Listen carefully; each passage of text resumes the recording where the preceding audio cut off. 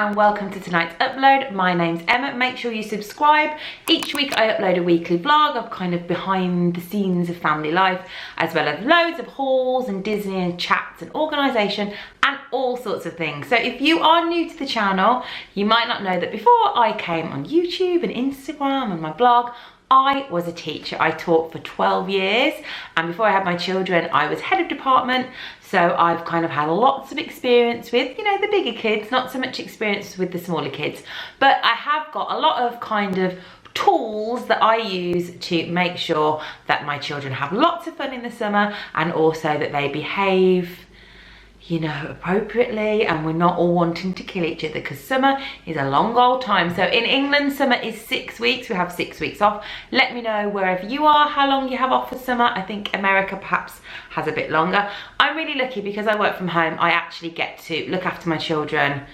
I mean, it's hard, but I get to look after my children for a month because we're going away for 2 weeks. So I've got to have a whole month of activities planned.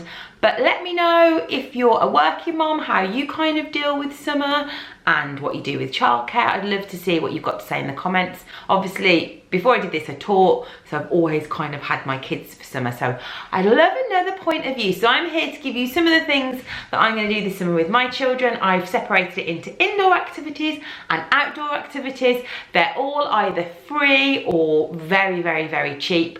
So hopefully this will give you some ideas. So I am going to start off with, I think, the kind of main one for me is a reward chart. So I do reward charts with my children throughout the year for different things. So they might kind of get stickers, and then if they get a certain amount of stickers, they end up with a small prize. I also have a reward box. So on a Saturday morning, if they're really, really good, they get to kind of put their hand in the reward box, pull something out, could be from Poundland, might be some 50p from Home Bargains, all very, very cheap stuff. But people really, really respond well to rewards. If you're in a job and you know you're going to get a pay rise, or you know you've got a pay rise, you might work that little bit harder. You can buy reward charts. I picked up these from Poundland last year. So there's like an emoji one and also a, what's this one, like a unicorn one. You got stickers. They were like wipe clean as well, and they're really handy. So your targets might be, you know, tidying up toys is a really good one. You're getting them to encourage them to get dressed in the morning, because obviously it's summer and they kind of don't really want to get out of the house. So I would start off your summer with laying down some rules and making sure that kids kind of keep that routine that they love so much at school, because children really thrive with routine. The next thing that we did last night actually with my children is I made a boredom buster. A boredom buster. You've probably seen this before. It's been in other videos. It's been on Pinterest. I actually got this tub and also the sticks in it from Home Bargains. But you could get, I've seen it with like a little bucket, like a bucket and spade bucket. You can pick up lollipop sticks really cheap in loads of shops. And what you do on each of the sticks is you write a little activity. We sat down and wrote them together, so they're things that the children definitely want to do. So I just pulled out some. We've got movie afternoon, we've got scrapbooking, we've got a cinema trip. So just little things that you're like, right, it's a Tuesday, what the heck are we gonna do today? And we can pull it out the tub. I was really pleased. The kids wanted the library in there more than once, which is really nice. I've also popped bacon in there, which is really, really good. So this is just like a simple little thing that if you're a bit bored, pull it out, and there's loads of ideas that you've already talked about, so you know what to do. If you follow me on YouTube, you will have seen recently I made 2 money boxes with my children. I did really simple. We used a Pringles box, and I think we used like a biscuit tub, and the children decorated it with a toy they wanted to earn pocket money to get when we go on holiday. So that might be something that you might want to do. You might want to, perhaps rather than putting money in, they could put in tokens towards getting a nice day out. So anything really, but it really helps if the children make it themselves. They can decorate it, you can put some stickers on, and that's a really good little activity that will last the whole of an afternoon. Another kind of crafty activity that I like to do that's really good for indoors is we make scrapbooks. And if you follow me over on Instagram, if you don't, go and follow me. You'll see loads of kind of summer activities coming in the next few weeks. we've made scrapbooks. So this will be my 3rd year of making a scrapbook. At the start of the summer, they get a scrapbook and they can decorate the front, and I put the year on so I can remember it. And then throughout the summer, they fill their scrapbooks with bits and pieces. So if we go out for a day, I might pick up a leaflet from the activity we went to, or if we go to the seaside for a weekend, I'll give them 25p to buy a postcard to put it in. I also really encourage them to have it like a bit like a diary. So for example, with this section here, it says, we had play dates with Alex and Eliza. So they've drawn Erin and Ethan, Alex and Eliza, Maisie, Gabriel and Maya, and they've drawn these down here. I went to Met Webbs with Maisie, we went to Cadbury's World. So it's like a bit of a diary. These are from Amazon and there are ones available, but you could either do it every day or maybe save it up for a rainy day and say, right guys, we've got a week to catch up on, let's fill in our little books. And it's just something really nice as a memory to, what's this one say? In my pyjamas. Oh, she did a show in her pyjamas, so she's drawn her in her pyjamas. It's just something really nice to look back on. Nice little memory, probably more for mommy than for the children. Other really simple indoor activities are baking. My children love baking, and you can kind of make a whole day out of baking. You could walk to your local shop, or you could jump in the car and go to your local shop and get them to pick some, you know, baking ingredients. I often like my children to find a recipe, then I give them a piece of paper and I get them to write down all the ingredients, and then we go around the shops, they can tick it off, which kind of prolongs the whole experience.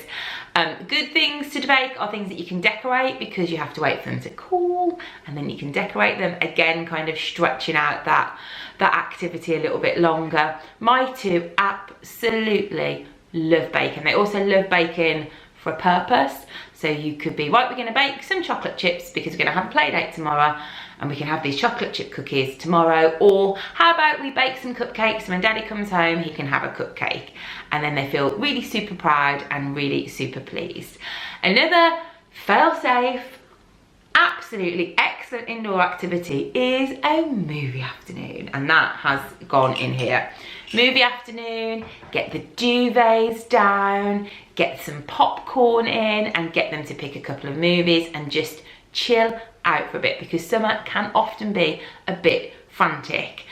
It's always good, I think, at the start of the summer holidays to pop to the shops and get some snacks and bits and pieces in that you can just kind of whip out. So get some popcorn in, get some chocolate fingers in for play dates, get some picnic food in if you want to go for a picnic. Just make sure you kind of got your larder, or you know, full of all nice bits and pieces that the children really enjoy. Right, so we've covered kind of indoor, like baking and crafting and movie afternoons and scrapbooking. I love getting outdoors. So obviously you can go to the park, but I mean, there's only so many times you can go to a park and find it fun. So really good ways to go to the park and still have fun are do scavenger hunts.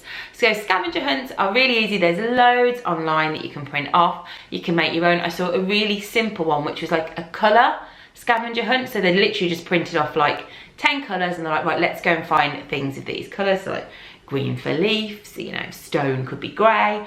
So that was a really easy, simple scavenger hunt. You could do a scavenger hunt where perhaps the children make something at home for you and you go out and find it with them. So scavenger hunt's really easy. Make sure you go and look on Pinterest. There's absolutely loads on there. Erin really wants to have a garden Olympics. She has got on her door a sign up where you can sign up for the activities. So garden Olympics is something that we will be doing this year. I popped to Home Bargains recently and I picked up a little sack race set. You can also have some like plastic eggs and maybe do an egg and spoon race, or real eggs if you're super ambitious with your children. I'm not sure how real eggs would go in my household. You could have a hula hoop, which is relatively cheap, and you also just use stuff that's in your house, like balls, footballs, tennis balls. But that would be a really fun way. You could perhaps make a certificate and have like a nice reward ceremony, you know, maybe get, I don't know, nanny or granddad to give them a medal. But Olympics will definitely be something that I'll be holding out for a nice sunny day, and I'm going to invite some friends around and get them involved as well. So that's a really good idea, Erin, well done. Something that I'm a huge fan of that my husband hates is chalk drawing. I love giving the kids a big tub of chalk and go, right, go in the garden, decorate the outside of the house. They can draw all over the floor, they can draw all up the walls, and it will keep them occupied for a few hours. You could get them to draw around each other and then colour clothes. It's just really, really fun. As I say, Stephen gets home from work, he's fuming. I don't care, because the rain comes down and it goes away until the next time we get the chalks out. So chalks are really good. Again, I would recommend going to shops like Poundland and Home Bargains and just investing in some chalks, maybe some bubbles, some really super cheap like tennis kits. We've got like a box in the garden where after the summer I put it all in so I can pull it all out again the next summer. Play dates. Play dates are lifesavers, and if you're watching this video now and you've got the 6 weeks stretching ahead of you, either pause the video or after you finish the video, get on the phone, WhatsApp your mates, text your mates, phone your mates, do people still phone people, and organise some play dates. They are great. I have organised loads already, and they're people that I see, some are in, some are out, kind of mid-July, like, right, I need to book you in, when are you free? And I book a few in. The golden rule is don't always have them at your house because your house will be destroyed, but you also sometimes have to have them at your house. So I've organised quite a few. I like to do play dates with people that I know the mum really well, so I can have a chat with the mum where the kids play really nicely.